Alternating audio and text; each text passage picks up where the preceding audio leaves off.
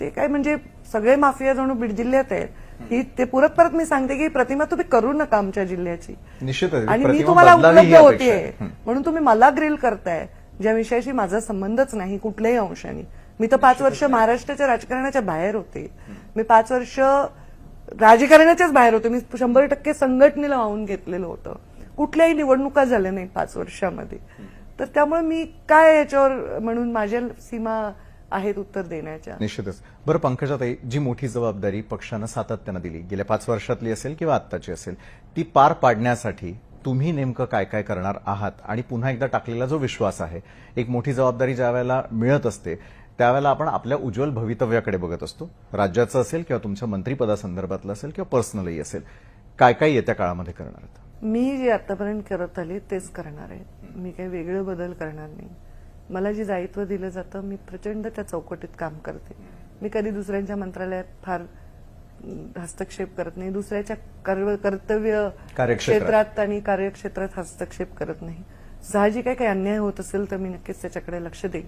परंतु मी आता जलसंधारण मंत्री मी जेव्हा होते तेव्हा जलसंधारणावर मी काम केलं. अजूनही जलयुक्त शिवारचं नाव लोक घेत. मुख्यमंत्री ग्रामसडक योजना महाराष्ट्रात पहिल्यांदा मी केली ग्रामविकास मंत्री झाल्यानंतर. MSRLMच्या मध्ये मी अस्मिता नावाची योजना केली. महिलांना 0% व्याजदराने कर्ज देण्याचा निर्णय घेतला. मी ऑनलाईन टीचर ट्रान्सफर्स केल्या. मी आता मी काय काय केलं मी सांगत बसले, मला आठवतही नाही मी काय काय केलं. इतक्या गोष्टी केल्या आहेत. आता हे स्वामित्व जी योजना मोदीजींनी सुरू केली त्याचं पहिलं पायलट आम्ही केलं होतं. मी केली होती ती योजना सुरुवातीला. हे सगळ्या सुंदर सुंदर योजना मी केलेल्या आहेत. आणि ग्रामीण डायरेक्ट सरपंचाची निवडणूक केली. ग्रामीण विकास खात्यामधनं आम्ही अगदी साध्या साध्या शोषखड्ड्यामधनं शौचालय बांधण्यापासून जे कामं केले त्याच्यामध्ये पहिला राज्यामध्ये महाराष्ट्रातला ग्रामीण विकास विभाग हा नंबर 1 आलेला आहे. म्हणजे 4-5 आम्हाला पारितोषिक स्वतः मोदींच्या हस्ते मिळालेले आहेत.